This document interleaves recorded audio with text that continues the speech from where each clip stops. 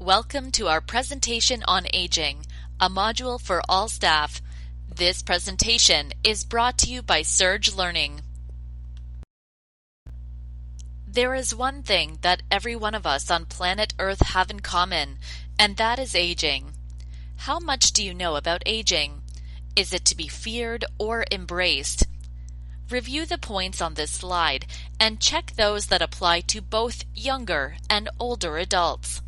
Once you have made your selection, click Submit to continue.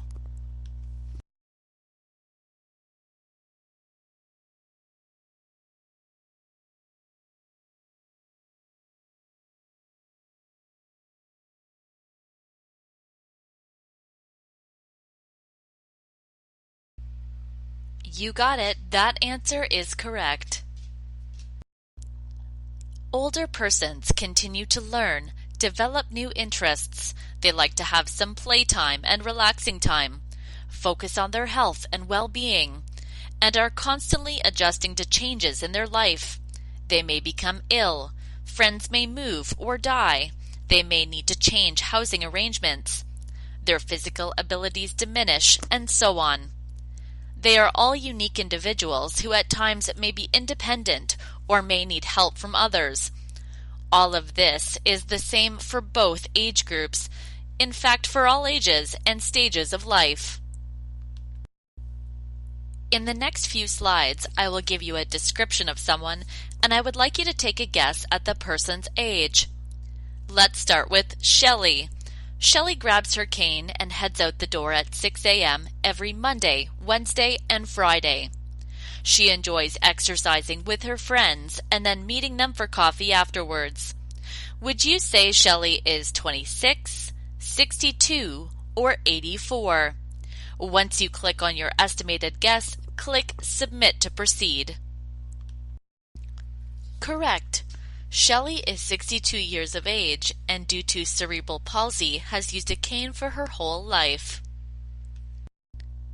After years of setbacks and hard work, he became president of his country and worked for positive changes.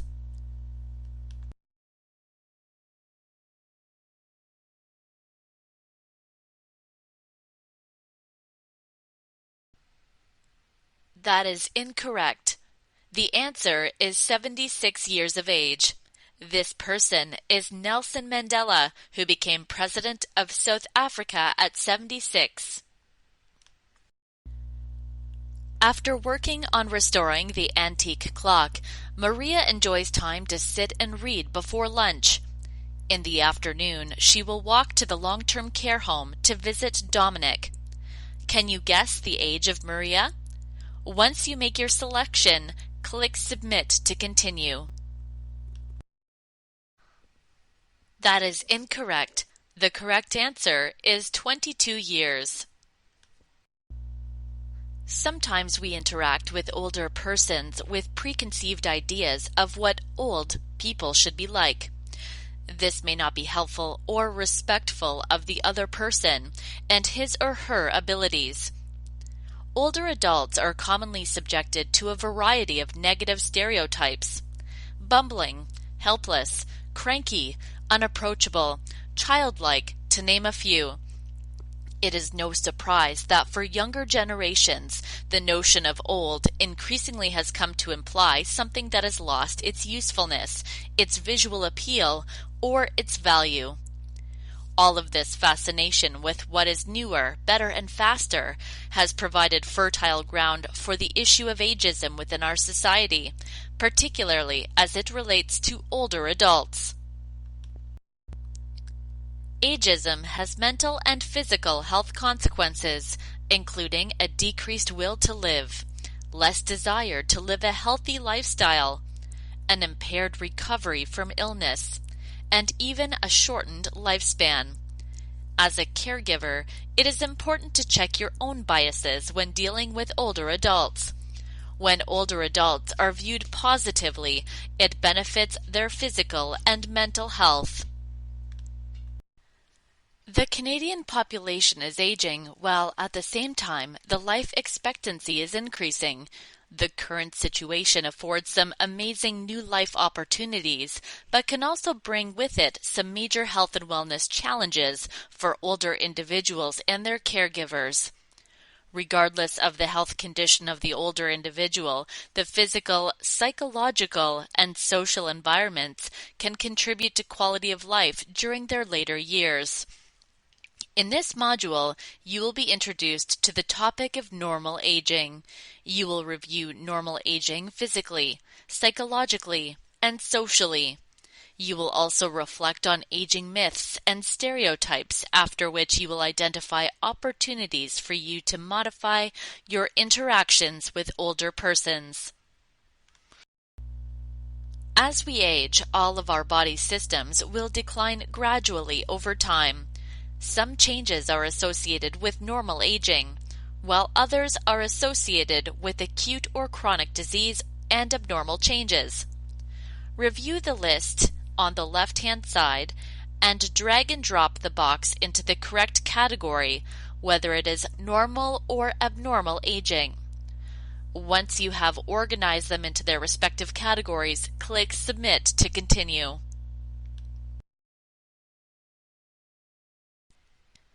Correct. Physical changes such as thinning of skin and hair, less acute senses, and decreased muscle mass are normal aspects of aging. Despite physical changes with aging, an older adult can adapt their lifestyle and environment so they may continue to thrive. Hover over each picture to learn more about how these physical changes can be managed. My eyesight is not as sharp as it used to be. It helps if the lighting is brighter, and I can see your face directly in front of me. My daughter helps me shop and prepare meals that taste great. I cannot taste food the same way that I used to, and I enjoy more spices. I exercise with weights whenever I can. I am 90 years young and still strong.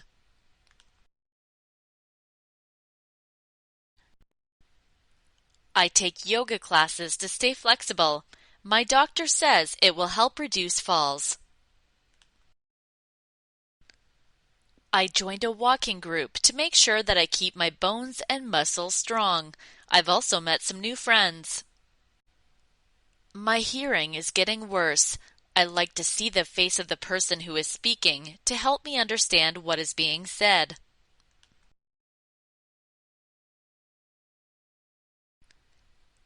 Let's take a moment to reflect on some physical stereotypes and preconceived notions that you may have had about older adults in the past.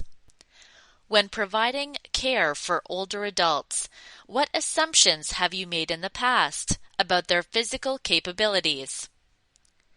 In the second section, comment on how you can promote independence and a person's strengths and abilities.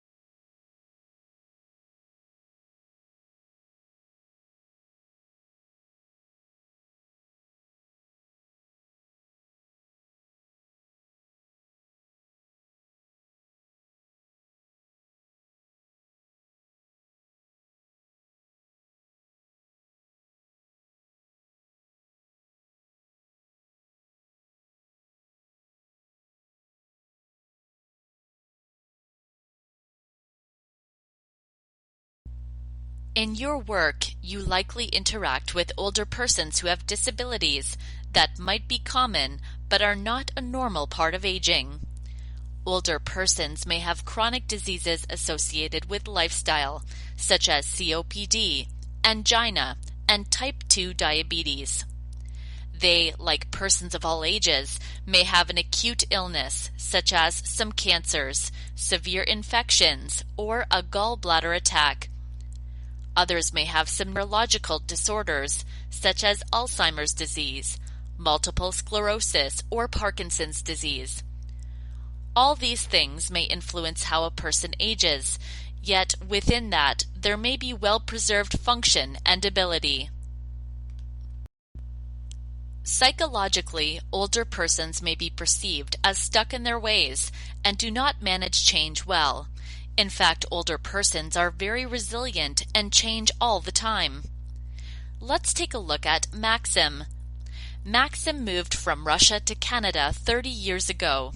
He was 40 years old, alone, poor, and did not speak English. In that time, he had 3 different jobs, each one better than the last, and with night school courses, he became a manager. He was married to a widow with 2 children. Sadly, he lost his wife to cancer, and shortly after, his oldest child in a car accident. Maxim fell on ice and broke a hip. He had to move from his family home to an apartment. It was hard to give up the home that he had when he came to Canada. He still misses it. In the last few years, Maxim lost 5 of his friends to various diseases. He was feeling very lonely, even depressed. Then he went to the local library, made some new friends, learned to use the internet, and is active on social media. He connects with his 6 grandchildren on Facebook and gets a lot of laughs over their posts. He needed to stop jogging and now does Tai Chi to stay strong and flexible. He also met a lady friend at Tai Chi. Together they joined the local theater group, and Maxim learned how to play piano for an upcoming performance. Not too bad for an old person stuck in their ways. Here is what Maxim is not. He is not sad and depressed. He isn't apathetic and sitting all day. He isn't stuck in the past and refusing to learn new things. He isn't isolated and immobile. Why do you think this is? Social activities ensure that Maxim stayed healthy and vital.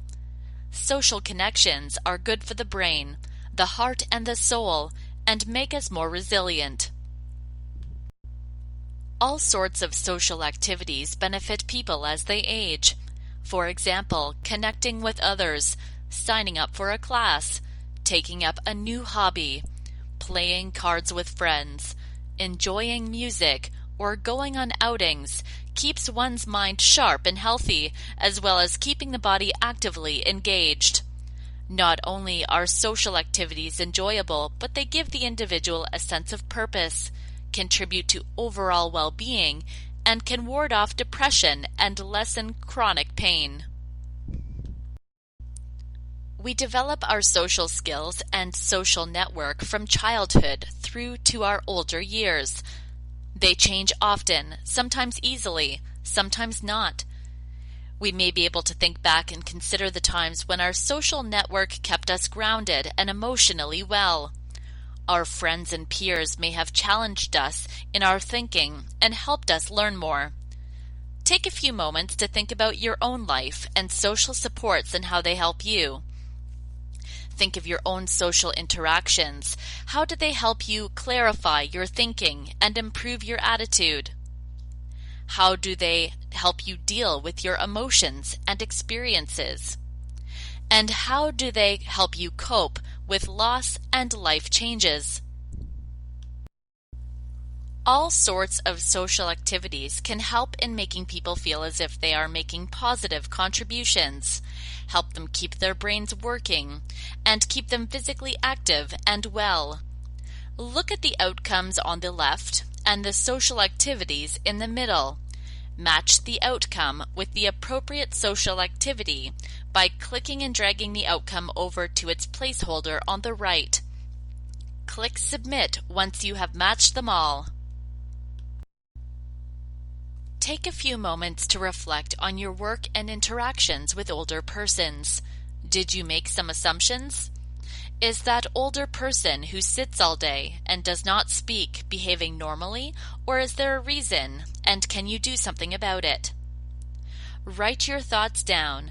I used to think that older persons did this. Type in your examples in the space provided.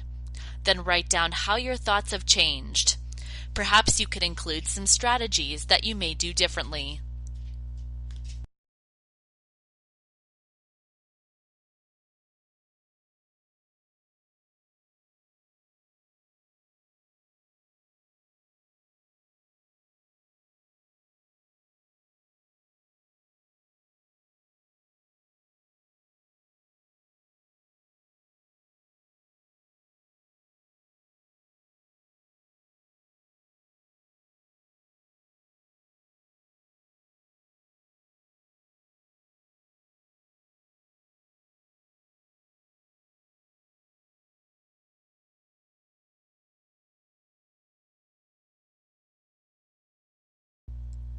Thank you for participating in this overview of normal aging.